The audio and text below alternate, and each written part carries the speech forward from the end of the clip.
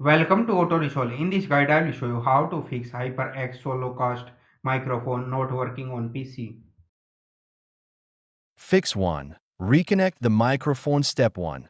Unplug the HyperX SoloCast from your PC. Step 2. Plug it back into a different USB port. Step 3. Wait for Windows to detect the mic. Fix 2. Set HyperX SoloCast as default mic. Step 1.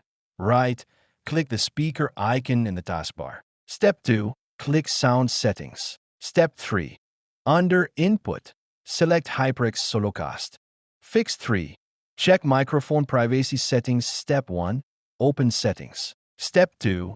Go to Privacy and Security Microphone. Step 3. Turn on microphone access and let apps access your microphone. Fix 4. Update or reinstall microphone driver. Step 1. Press Win plus X and open Device Manager. Step 2. Expand audio inputs and outputs. Step 3. Right, click HyperX SoloCast Update Driver. Step 4. Restart your PC.